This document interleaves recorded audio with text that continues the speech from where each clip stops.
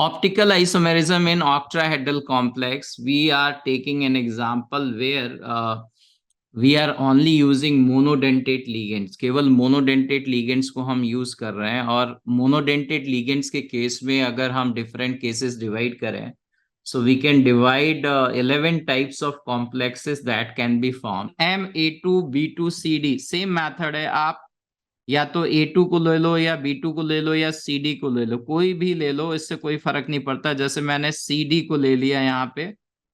CD को हम या तो सिस पोजीशन पे रख लेते हैं और देखते हैं कि इसकी अपोजिट पोजीशन को हम कितने तरीके से फिल कर सकते हैं. CD को सिस पोजीशन पे रखा, अपोजिट पोजीशन पे या तो दोनों A हो या दोनों B हो, राइट, या AB हो. अब इसमें भी दो पॉसिबिलिटी है, AB हो क्योंकि ये CD डिफरेंट है, या BA हो. So there are 4 ways to arrange the opposite position of CD. तो आप देखो ये चार आपको जो दिख रहे हैं, CD के अपोजिट पोजीशन पे AA, CD के अपोजिट पोजीशन पे BB, CD के अपोजिट पोजीशन पे AB और CD के अपोजिट पोजीशन पे BA, right? So the distances are changing. From here we get 4 geometrical isomers.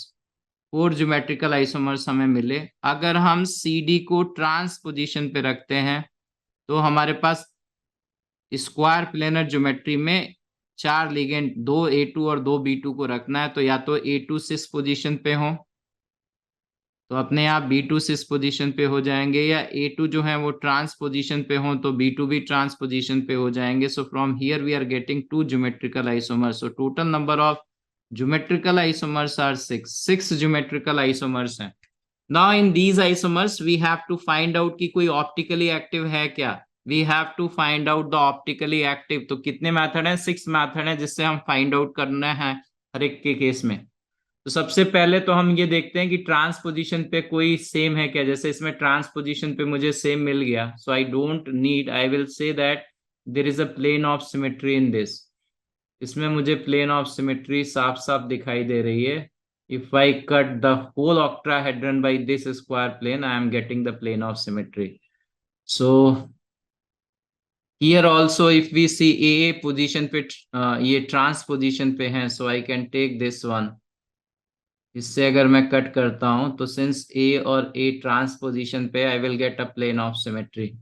In this case if I see, तो सबसे पहले तो मैंने ये देखा कि अपोजिट पोजीशन पे C के अपोजिट में B, A के अपोजिट में D, A के अपोजिट में B, कोई सिमेट्री में नहीं मिली. 3 तरीके से मैंने देख लिया. मतलब मैंने क्या चेक किया, इस प्लेन से कट करके देखा, कोई फायदा नहीं है क्योंकि C के अपोजिट में B है.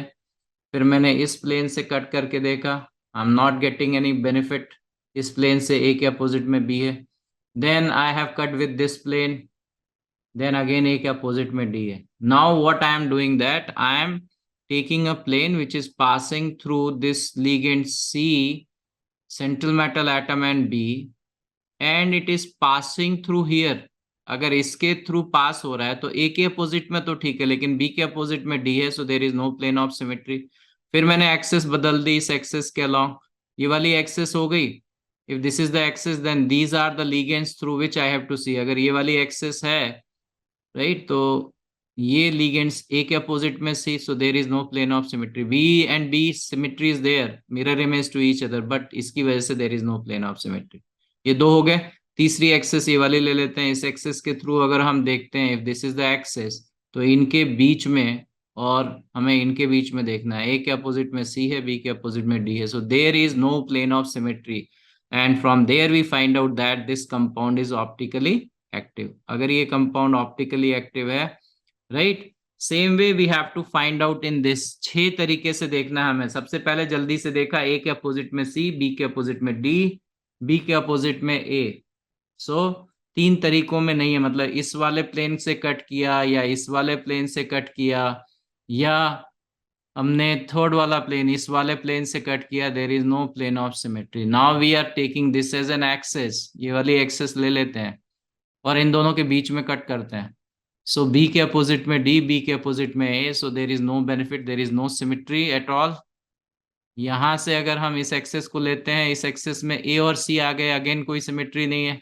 Then will take this as an axis. अगर ये एक्सेस है तो B के अपोजिट में C, A के अपोजिट में D. So from there we are getting that there is no plane of symmetry and this compound is optically active. ये optically active है. नाउ ट्रांस से जो दो बने हैं वो तो बहुत आसान है कि अगर CD ट्रांस पोजीशन पे है तो यहाँ पे अगर हम देखें तो इन दिस केस राइट, आप चेक करो जरा, 6 मेथड से चेक करना है इसमें. तो C के अपोजिट में D, नो बेनिफिट. A के अपोजिट में B, नो बेनिफिट. A के अपोजिट में B, नो बेनिफिट. बट अब मैं ये वाला एक्सिस ले लेता हूं, एक प्लेन जो C सेंट्रल मेटल एटम और D से पास हो रहा है और इनके बीच से गुजर रहा है, इनके बीच से गुजर रहा है राइट. तो अब देखो जरा, ये मिरर इमेज बन गए ना, A के अपोजिट में A और B के अपोजिट में B. So they are mirror image to each other and because of that we can say that there is a plane of symmetry. So बहुत सारे बच्चे अगर प्रैक्टिस नहीं करते हैं तो उनके लिए थोड़ा मुश्किल होता है, but this is very simple है ना. अगर किसी भी ऑक्टाहेड्रल कॉम्प्लेक्स में फाइंड आउट करना है कि प्लेन ऑफ सिमेट्री है या नहीं है, ये देयर आर 6 वेज. अगर आप उनको देखोगे तो आपको तुरंत पता चल जाएगा कि ऑप्टिकली इनएक्टिव है. यहाँ आसान है क्योंकि B2 पोजीशन पे या A2 पोजीशन पे ये ट्रांस पोजीशन पे एक जैसे हैं, तो आप कई तरीके से इसको प्रूव कर सकते हो. जैसे एक तरीका ये हो गया कि आपने ये वाला जो है स्क्वायर पकड़ा, this square, you taken this square. तो जो ये A आ रहा है, ये और ये दोनों ट्रांस पोजीशन पे है. So from there you are saying that there is a plane of symmetry. So if you find out total number of geometrical isomers are 6, optically active जो है वो 2 हैं, तो 2 और 2 4 हो गए. ये optically active isomers are 4. Now you can count 1 2 3 4 5 6 7 and 8. So total number of stereo isomers will be 8.